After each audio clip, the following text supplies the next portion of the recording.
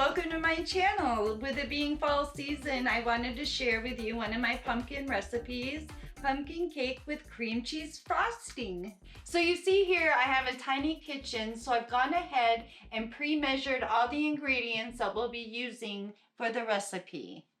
Starting with 2 cups of flour, 1.5 cups of sugar, 2 teaspoons of baking powder. We have 1 teaspoon of baking soda, the 2 teaspoons of cinnamon, 1/4 teaspoon of cloves, and 1/4 teaspoon of salt. And we'll dump that into our dry ingredients. Now that we got them combined together, we're just going to give them a quick mix, just to combine them all.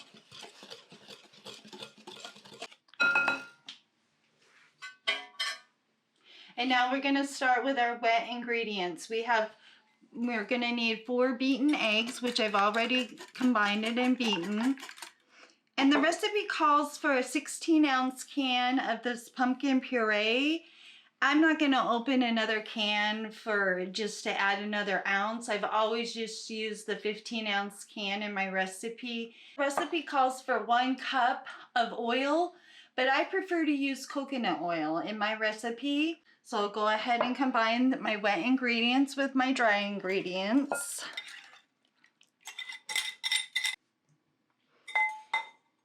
And I like to use my little cake spatula when taking out my puree out of my cans. It seems to do a better job of removing all the goodness in the can. And then I'm going to add my 1 cup of coconut oil. And we'll mix this together.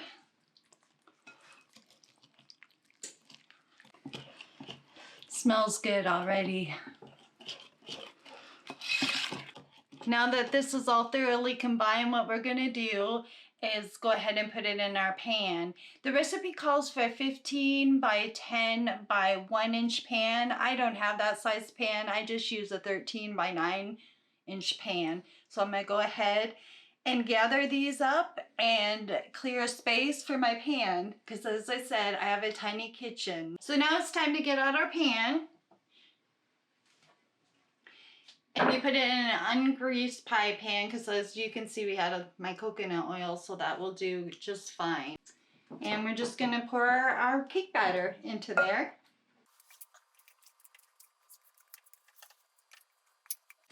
Try to get as much out. Oh. Did you see? It splattered everywhere. Oops! Got a little excited there. I love this cake. It's so good. That's good enough. We'll just kind of spread it around and make it even. And of course, we'll bake this at 350 degrees, which I've already preheated my oven. We're just gonna even it out, shake it out, make sure it's level as much as possible. It looks pretty good, so it's time to go into the oven. The cake is in the oven and it's going to be baking for 25 to 30 minutes. In about 10-15 minutes, I'm just going to rotate my pan so the cake will cook evenly. Okay, now it's time to rotate our pan.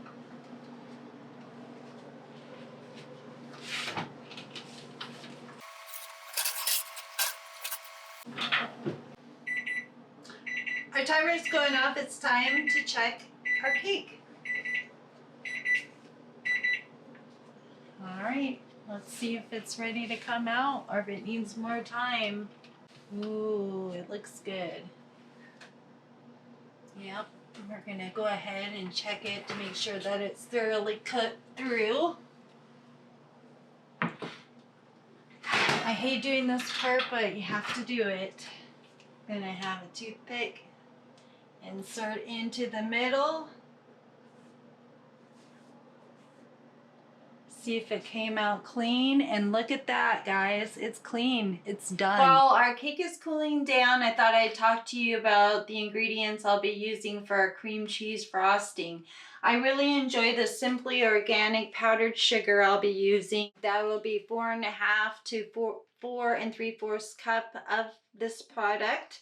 Also, I really enjoy using the Philadelphia cream cheese. It calls for 2 packages of 3 ounces, but as you can see, this is an 8-ounce size package, so I'll just be using 1. I really enjoy this product, Tillamook butter, here locally from Idaho, and we'll be using 1/2 cup. And this is my Watkins vanilla, which we'll be using 2 teaspoons of that. The recipe calls for half of this frosting to be used on the cake, but I don't do that. I just make the full amount of frosting and I put it on our cake, and we love having all that cream cheese frosting on our cake. But if it's too much for you, you can divide it in half, or you can cut the recipe in half.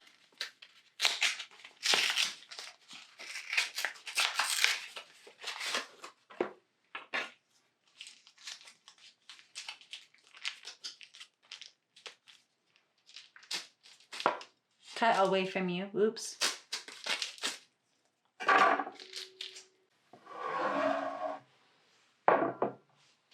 Now our 1/2 cup of butter, 1/2 stick.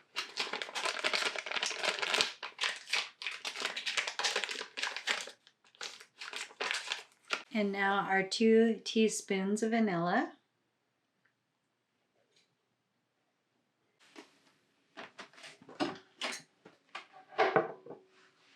Let's get mixing.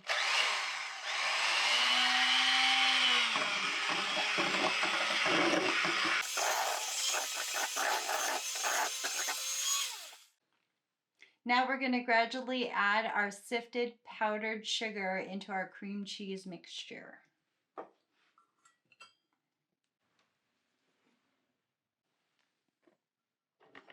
You want to start off on a low speed.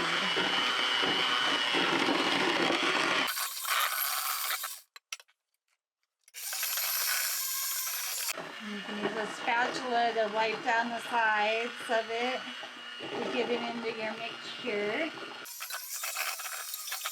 And I have sifted 4.5 cups of powdered sugar instead of 4 3/4. It's just up to you and how thick you want your cream cheese frosting. Give the bowl a scrape down again to get this powdered sugar from the sides. Sorry, I don't have one of those fancy kitchen.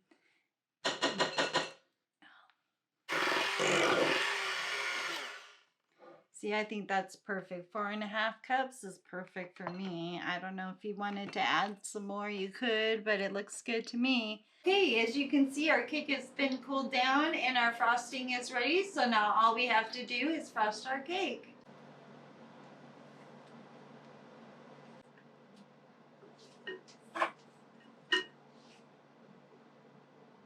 Nothing fancy, just, you know, get it on there. Doesn't matter. Gonna be eating it.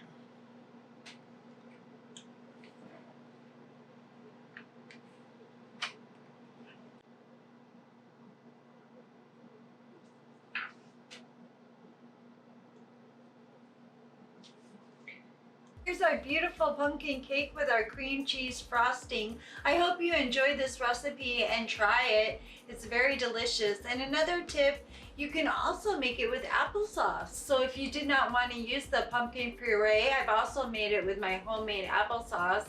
Just substitute your pumpkin puree with applesauce. It's delicious also that way.